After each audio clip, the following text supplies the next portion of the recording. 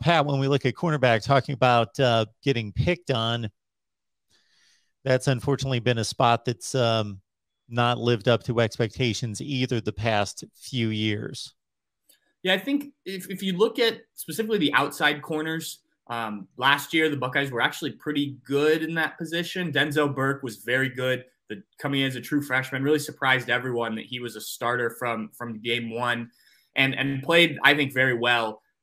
Behind him, the number 2 corner on the outside, it looks like that'll be Cam Brown, who's returning. He was coming off an Achilles injury last year, and I thought performed admirably. I think he can still take another step. He's a former wide receiver who's had plenty of years now in the Buckeye program to transition to the defensive side of the ball. Sevyn Banks is gone, so those two seem to be the clear starters at the cornerback position. Then you've got a good amount of youth behind them and guys that look hungry. Everything we've heard about guys like Ja'Kalen Johnson, Jordan Hancock, Legend Cavazos, young guys who were highly recruited that just haven't gotten much of a shot yet.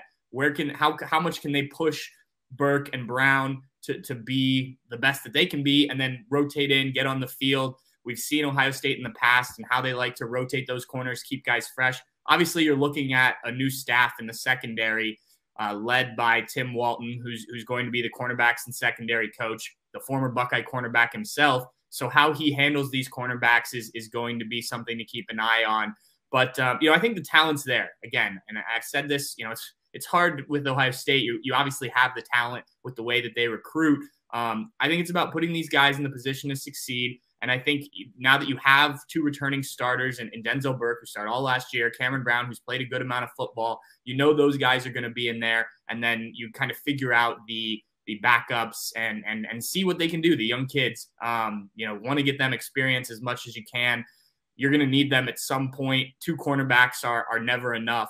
So I think it'll be interesting to watch how the Buckeyes use them. But I do think that having that experience coming back is going to be a positive for Ohio State in 2022.